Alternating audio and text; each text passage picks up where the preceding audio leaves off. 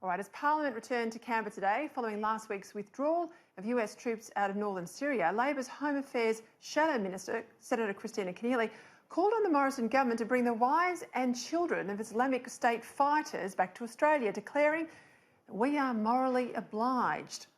Over the weekend, hundreds of IS fighters escaped from jails overseen by Kurdish authorities, as Kurdish resources were instead directed towards incoming Turkish forces. In question time today, the Minister Peter Dutton had this to say about Senator Kenneally's demand. The position of the Labor Party remains completely confused.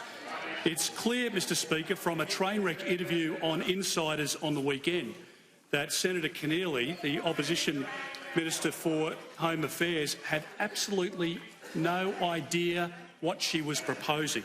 And there's been media reports, Mr Speaker, about Labor urging, or at least Senator Keneally, because I think other members on the front bench of the Labor Party have distanced themselves from Senator Keneally. But Senator Keneally has, by her own admission, received advice from my department that people do pose a certain risk. That is, they are terrorists who pose a very definite risk if they return to our country, and yet Ms Keneally is out there calling for them to come back to our country. Right, joining me now to have a look at this issue and today's other political headlines is Dennis Shanahan, political editor for the Australian newspaper. Dennis, great to have you on the show. I've got to start there with Kristina Keneally. I thought perhaps she hadn't had a briefing, or it was a long time ago and she simply had forgotten it, but Peter Dutton makes it clear in question time she has had a briefing. She has been told that these women, and they're not just jihadi brides, we don't know the links they have to the terrorist organisations, but they certainly left Australia to join Islamic State. These women do pose a security threat. She has been told that, but still thinks Australia should bring them all home. Just, you know, you're there and around the traps of Parliament House. How many of her Labor colleagues are thanking her for this intervention? Oh, look, I don't think too many would be thanking her for the blanket idea that everyone should come home. Look, I think that there is undoubtedly a moral need for Australia to do what it can for these women and children. And Peter Dutton himself has made the distinction last week where he said, look, we're dealing with people who are radicalised, some of them radicalised in the camps.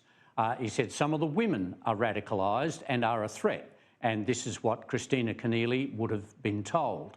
But of course, Peter Dutton made the point that you can draw a line between toddlers and teenagers or young men, or, for that matter, young women who are radicalised. I think that Kristina Keneally once again has gone for a blanket shot on something to try and get attention, to try and appear to be more humane than Peter Dutton and the coalition government. But I think once again she's made an error of detail and blighted an otherwise reasonable argument about trying to bring innocent people back to Australia, as we already have done. And I think that she's just muddied the waters for Labor and given Peter Dutton another free shot to have a crack at her on the details of border protection, immigration and security. I mean, but please, Dennis, how many cracks does Peter Dutton need to make before someone in Labor says this woman is a huge liability? I haven't seen her land a blow. I think she's undermining the Labor Party, trying to resurrect itself from the ashes of losing the unlosable election. And it's very Rudd-esque, you know, this attempt by Keneally to have this moral pressure, moral grandstanding over the government. This is exactly what Labor did at the end of the Howard years under Kevin Rudd on the issue of boats. And we saw then when Rudd came in and changed all the rules, thought you could change them and still get the same result. We saw the horrendous outcome of 50,000 people arriving illegally by boat. I don't see much difference here. She's trying to score points over an area, to Bill Shorten's credit, where Labor joined with the government on the issue of Islamic State. And you can see now out of Syria, there's 70,000 people in one particular camp. We know there's about 15,000 fighters in jails that are being overrun now in the Kurdish areas, now that Turkey is on the way through those regionals. But you're in a situation where Islamic state is down, but certainly not defeated. Certainly not. And there will be people who will continue to support ISIS. And as Peter Dutton made the point in Parliament today, the threat from returned fighters is real. It has eventuated in the UK, in Europe, in our region, in Asia, and in the United States, where people have died, innocent people have died at the hands of returned fighters. So this is not something that you just say, oh, I can score a debating point, I can look more soft-hearted, I can make a moral argument. Yes, there is a moral argument, but yes, there is also a very hard-headed decision which must be made to keep Australians safe, and that's what Peter Dutton is doing. And once again, Kristina Keneally is the best performing Liberal frontbencher, Labor frontbencher, of course, as far as the government's concerned. Yeah, and look, the shame of it all, Dennis, is, I worked in these areas for a very long time. The government and the opposition do credibly try and find common ground on national security issues. And the sadness of it all, I think, is that in this portfolio is someone who wants to score points, not to find that level of bipartisanship. And of course, there will be a time where the coalition is not in power and Labor will inherit this framework. So I think it's very incumbent upon Labor to support the apparatus of the state when it comes to national security issues. But she's undermining a lot of goodwill. She's undermining a lot of trust in the community.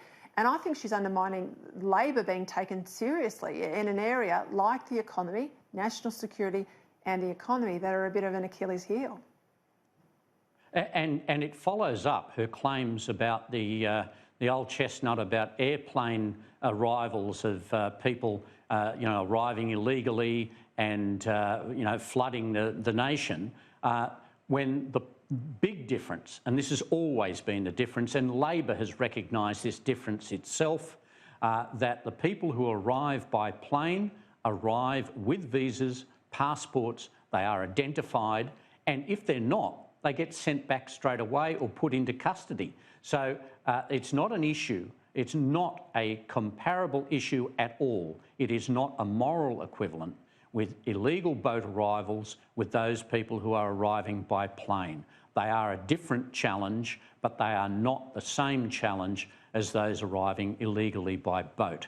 And I think Kristina Keneally goes from one mistake to another because she's not across the policy. She doesn't seem to realise that over the years it is Labor governments as well which have realised mistakes have been made and that they have tried to change the border protection rules to make it safer for Australia and safer for people to actually come to Australia. And I just can't understand why Kristina Keneally is allowed to being run as she is, just run wild on all of these things and raise all sorts of possibilities for people smugglers to say once again, oh look, the rules will change.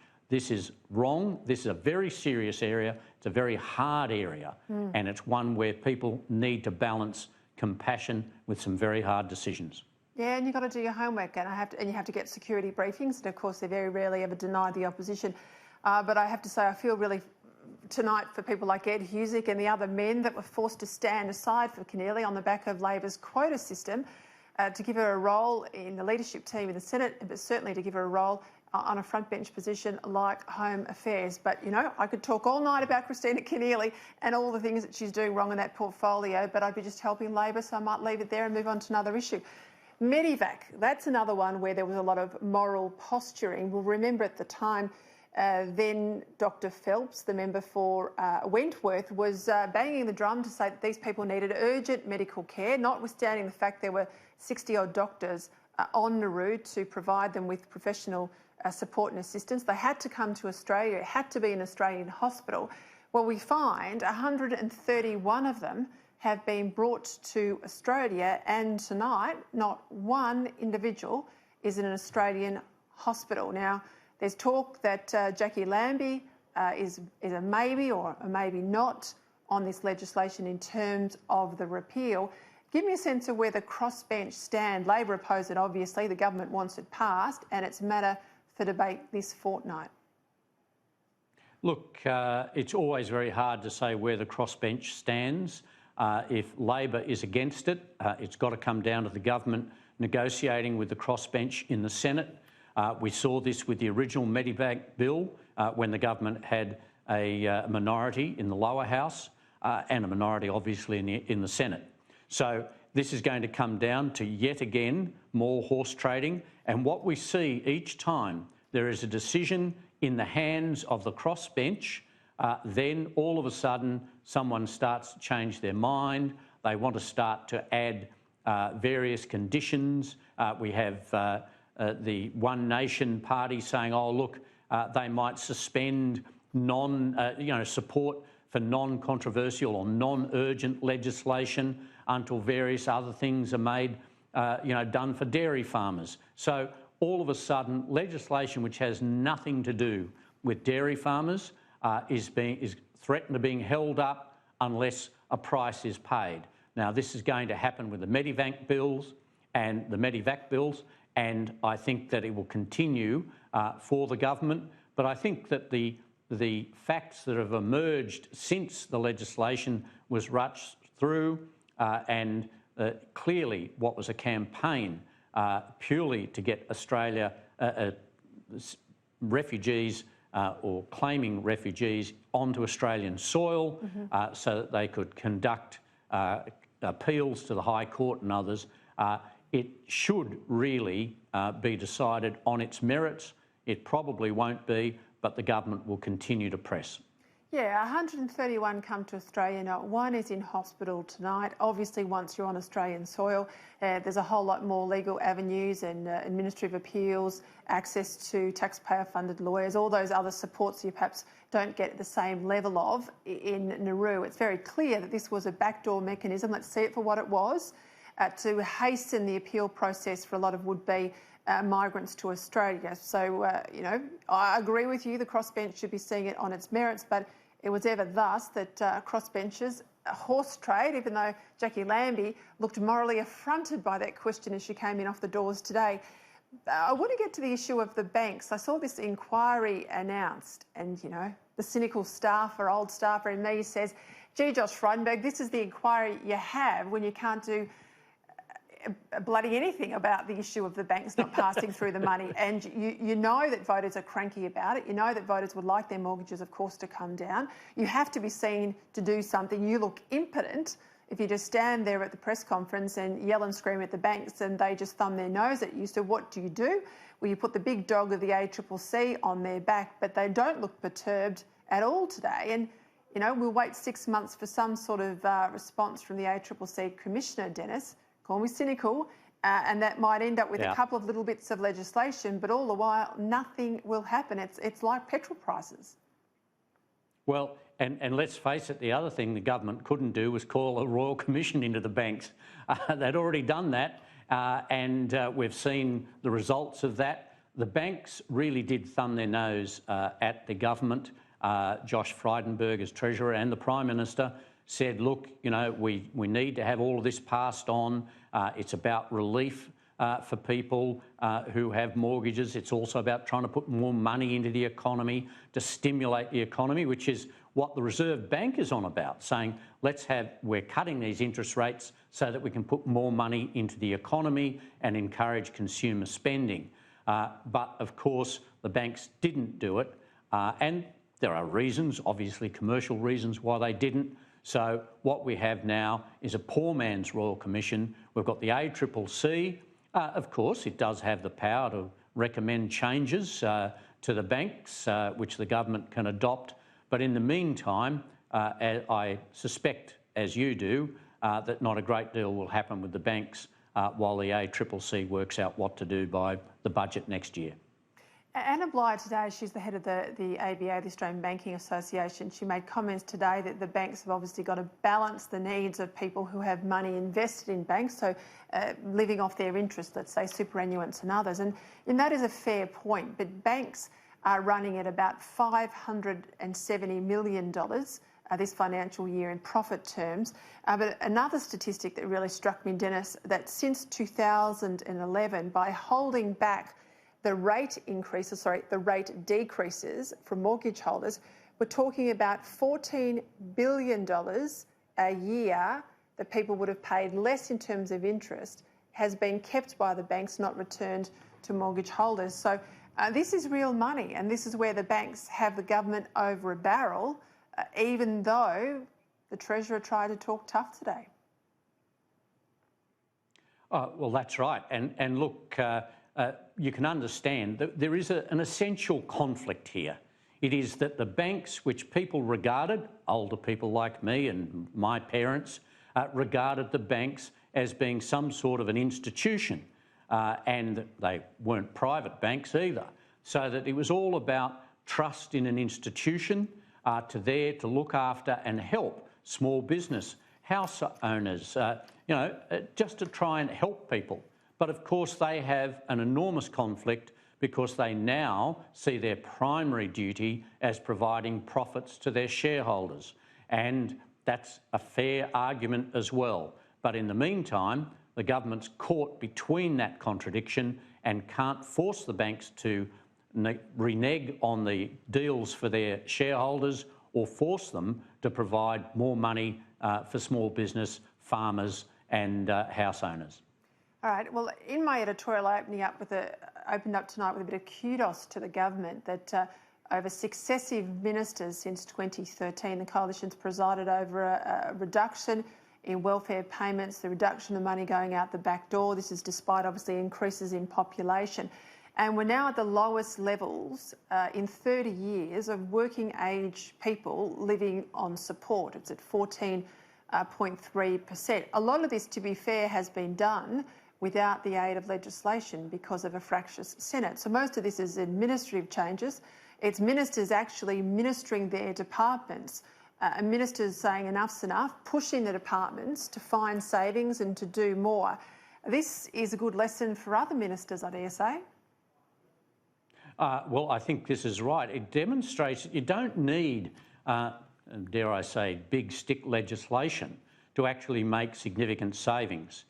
You can do it by actually getting the public servants to do their job and providing clear directions and leadership from the ministerial level where you can actually say, well, we're not going to just come here begging for more money every budget, we're actually going to save money. And I think this is a big indication of how efficient government can actually save billions of dollars. It is perhaps a little sad there that one of the biggest savings or one of the biggest reductions has been in family payments for tax benefit A and B. And so what was once the pride of the Howard coalition government seems to be dwindling in the support for the family. But that's an overall reduction in welfare, and the government made much of it today in question time, making the point that the reduction in welfare is also a result of people coming off welfare and going into work, which is an essential bipartisan good thing. And I think that this welfare welfare reduction in costs is a demonstration of what can be done outside the Canberra parliamentary bubble. A bit of a bolt out of the blue, another issue that came up today, which I thought was a bit unusual. An intervention from Barnaby Joyce, who is on the backbench and can have a view on anything as he often does, but an intervention in relation to Julian Assange. Now, I'm in the school that Julian Assange put at risk the lives of intelligence officers and servicemen and women right around the world when he and others dumped out information on WikiLeaks, which has led to him hide away at the Ecuadorian embassy for some time before his arrest. There's talk now of him being extradited, obviously, to the United States to face trial. This is what Barnaby Joyce had to say. If a person commits a crime in Australia, then you'll be judged by Australian law. If a person commits a crime in another country whilst they are there, they should be judged by those laws. But if a person is residing in Australia and another country says, well, they've committed a crime here, then I don't believe that is a position for extradition. If they weren't actually there, if they weren't actually present there, that is a question for Australian law. I don't know. I think a lot of these technology giants make everything so fluid in terms of international law, and extradition is extradition. Where do you stand, Dennis? Oh, look, I think, first of all, I think Julian Assange should be given all consular support, which he is, and that is a bipartisan position. I think that's correct. Anyone who is facing court action, jail, and particularly if it involves death sentence, should have all of the support the Australian government provides to its citizens. I think some of Barnaby's reasoning there is a little bit conflicted, given, or contradictory, given that we've got the position where the crimes or the alleged offences that Julian Assange committed were part of the worldwide interweb, and so they are global, and the threats that they created, as you correctly point out, they threatened the lives of other citizens of other countries. A crime is alleged to have committed, and Julian Assange should have consular support in defending himself, but I don't think that somehow you can argue in this interconnected global world that, oh no, he didn't commit the crime in the US and therefore he shouldn't be extradited. I don't think that stands up logically to real close scrutiny. So I think Julian Assange should face the music, but he should actually also have full consular support. Okay, well, two other issues before we go. Two other issues that are, you know, you and I have both been around a long time. Is it much ado about nothing, or is there something more substantial here? The first is a rewriting of the Cabinet rule book. It was reissued today. It gets issued when governments tend to change. Some Prime Ministers roll on and leave the book as it is. Sometimes the practice that they adopt, some Prime Ministers, is different than the actualities of the book. But there was some commentary today that there's been a serious rewriting of the book because Scott Morrison now doesn't want ministers, unless there's exceptional circumstances, to dial into a cabinet meeting. He expects bums on seats. Now, I would have thought that was general practice, but evidently under Malcolm Turnbull, things got to the point that people were just dialing in and drifting out of cabinet discussion. So I think this is just a return to the new normal under Scott Morrison, of course, and Andrew Shearer, the new Cabinet Secretary, but maybe I've got it wrong, Dennis. Look, I agree with you. I think that Cabinet Ministers should be in Cabinet. Yes, the technology does enable people to ring in and so forth, but that should really only be in exceptional circumstances. I think there's actually been a couple of instances where people ringing in, and I'm thinking here of Wayne Swan ringing in from the US, and I'm not critical of Wayne Swan in this regard, but he rang in to the Gang of Four meeting in the Rudd government and was talking about the need to address the global financial crisis while he was in the US, in a sense of, and surrounded by a collapsing financial world. And I think it would have been better if the decisions had been made after he'd returned and had a calm discussion around the table. But I think actually the more important changes in the Cabinet rule book are the fact that other people are now being invited into Cabinet. Previously, this was a very small group of departmental heads or ministerial chiefs of staff, but now other people are being brought in, other experts, but also backbenchers. And this is something that Scott Morrison has been doing for quite a few months now.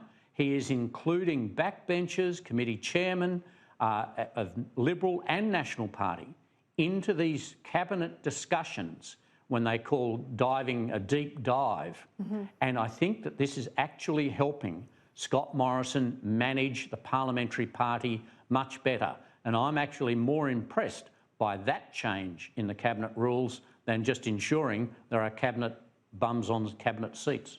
And also, I think bringing in the officials who may not be the senior ranking officials of particular departments, but the ones with the operational experience in a particular area, let's say payments on social security, bringing them into cabinet because they actually know what they're talking about, rather than the ones that are, I think much more removed from the daily grind of a particular policy area, I think also is pretty smart. Just before we go, PMO talking points.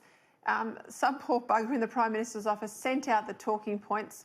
Of course, they're written, to give to backbenchers who I found in my day would leave them on photocopier machines or on the back of the plane or in a seat in a meeting. So they're never really top secret anyway, but they all got sent to you on email this morning, Dennis. That was a nice handle. It was very handy. I looked and I thought, oh, here I've got the day set out. And in fact, I've printed it out because it's quite handy to have in fact, it may even be a cunning plan where the government gets everyone on the Labor backbench. They're all reading it and word by word in question time today. So perhaps it is a deeply cunning plan by the government to get everyone to read their arguments and cite their arguments. But in the meantime, as you say, some poor bugger in PMO has got a sore bottom. Yeah, I bet she has. Or she has. Who knows? Who knows? I won't name them if I do know anyway. Dennis Shanahan, thanks very much, as always, for your time tonight.